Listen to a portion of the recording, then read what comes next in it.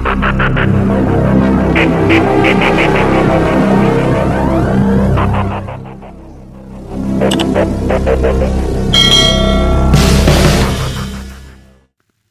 sahabat, apa kabar Anda hari ini? Semoga sehat dan baik-baik selalu.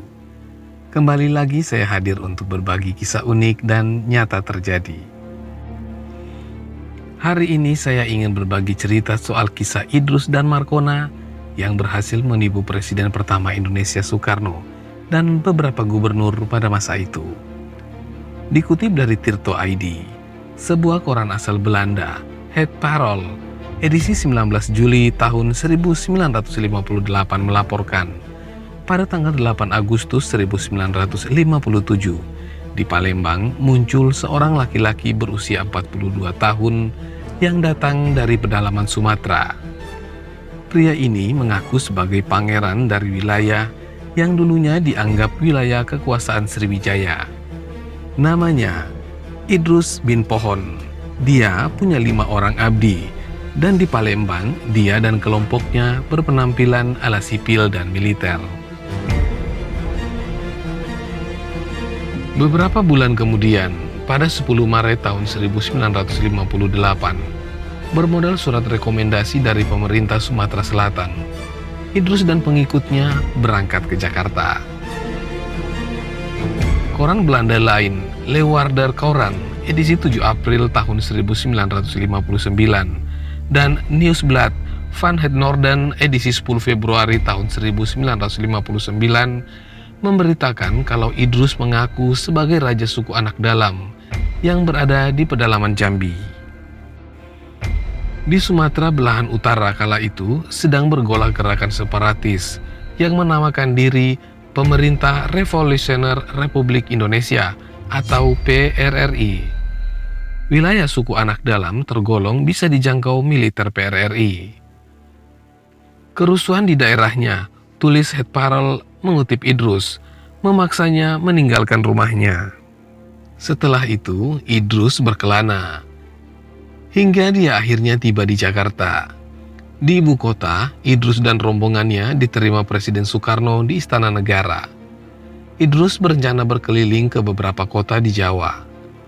Soekarno juga mau memberinya fasilitas. Harapannya agar Idrus bisa melihat dan belajar perkembangan kota-kota.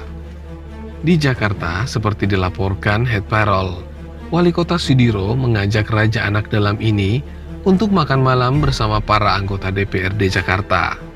Saat itu Idrus bercerita kalau dirinya terbiasa makan daging mentah, terutama ular. Makan daging ular dan meminum darahnya membuat tubuhnya segar. Kemudian, koran Belanda Leeuwarder Courant tanggal 7 April tahun 1959 menyebutkan, dalam perjalanan itu Idrus mengaku punya 18 istri. Selain itu, dia mengklaim punya istana besar di salah satu gua raksasa.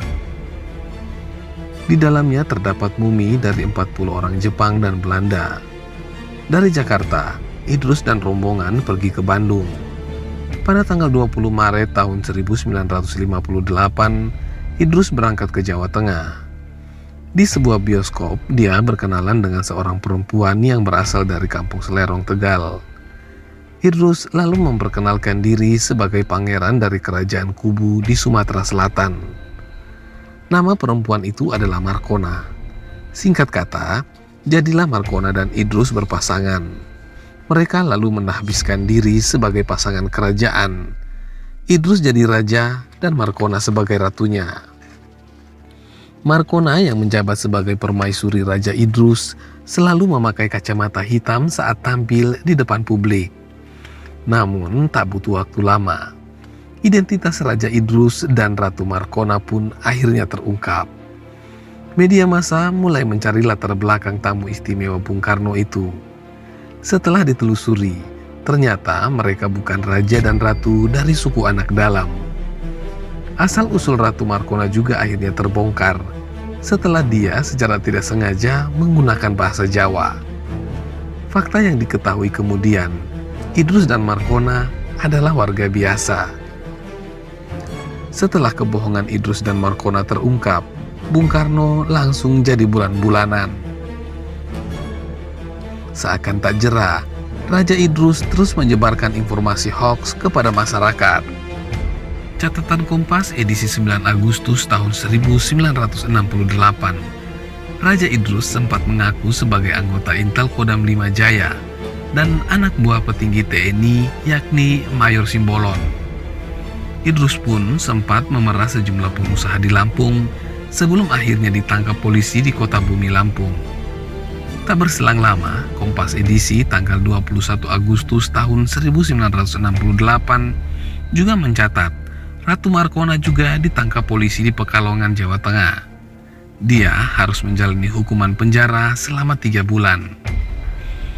Dari sejumlah catatan, dalam perjalanannya ke beberapa kota, kedua orang ini selalu dikawal Fredder layaknya seorang pejabat. Aksi Idrus akhirnya ketahuan juga oleh beberapa pejabat di daerah. Saat itu muncul beberapa pertanyaan. Bagaimana mungkin Soekarno bisa terperdaya dengan tipuan macam itu? Di sekeliling Soekarno banyak perwira militer termasuk dari CPM. Tentu mudah baginya dan bagi para pengawal istana curiga pada Idrus. Bagaimanapun, Idrus muncul di masa gejolak daerah di luar Jawa. Apalagi Idrus mengaku dari daerah yang dekat dengan pergolakan PRRI. Meski sulit menemukan bukti, bisa jadi Soekarno tahu bualan Idrus dan memanfaatkannya untuk memperburuk citra PRRI. Dengan kata lain, Soekarno menggunakan Idrus untuk berkampanye melawan PRRI.